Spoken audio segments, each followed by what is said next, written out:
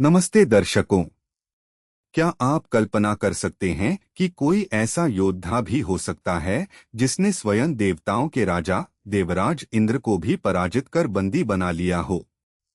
जी हाँ, आज हम बात करेंगे रामायण के एक ऐसे ही अजेय और पराक्रमी योद्धा की जिसने अपनी शक्ति और तपस्या से तीनों लोकों में हाहाकार मचा दिया था।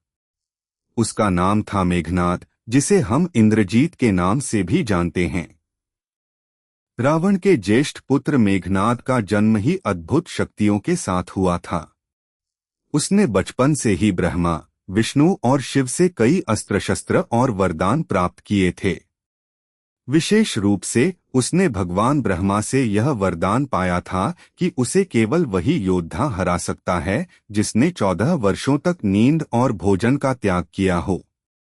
इसके अलावा उसे अदृश्य होकर युद्ध करने की कला और पाशुपतास्त्र, ब्रह्मास्त्र जैसे घातक दिव्यास्त्रों का ज्ञान भी प्राप्त था। बात उन दिनों की है जब देवों और असुरों के बीच एक भयंकर युद्ध छिड़ा हुआ था। रावण के नेतृत्व में असुरों की सेना देवों पर भारी पड़ रही थी। देवताओं की सेना जब हारने लगी, तब देवराज इंद्र स्वयं अपने प्रिय गज ऐरावत पर सवार होकर युद्धभूमि में उतरे। उनकी गर्जना से धरती कांप उठी और वे असुरों का संहार करने लगे। इंद्र का पराक्रम देख असुर सेना में भय छा गया। तभी अपने पिता रावण का मान बचाने और असुरों की गिरती सेना में उत्साह भरने के लिए मेघनाद युद्ध के मैदान में कूद पड़ा। उसकी चाल और रणनीति इतनी तीव्र थी कि उसने अपनी मायावी शक्ति से इंद्र को भ्रमित कर दिया। मेघनाद अदृश्य होकर युद्ध कर रहा था, जिससे इंद्र को यह समझ नहीं आ रहा था कि हमला कहां से हो रहा है।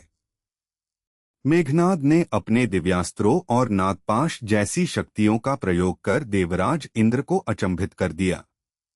इंद्र अपने वज्र से वार करते रहे, लेकिन मेघनाद उनसे बचते हुए अपने घातक प्रहार करता रहा।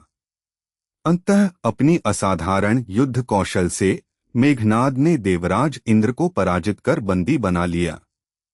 कल्पना कीजिए, देवताओं के राजा, जिन्हें कोई पराजित नहीं कर सकता था, आज एक असुर योद्धा के हाथों बंदी थे। इंद्र को बंदी बनाकर मेघनाद ने उन्हें लंका ले जाने का निश्चय किया। यह दृश्य देख देवलोक में हाहाकार मच गया। देवताओं की प्रार्थना पर स्वयं ब्रह्मा जी को प्रकट होना पड़ा। ब्रह्मा जी ने मेघनाद से इंद्र को मुक्त करने का आग्रह किया और बदले में उसे इंद्रजीत की उपाधि प्रदान की। मेघनाद ने ब्रह्मा जी का सम्मान करते हुए इंद्र को मुक्त कर दिया। इस घटना ने मेघनाद को तीनों लोकों में अमर कर दिया और उसे इंद्रजीत के नाम से पुकारा जाने लगा।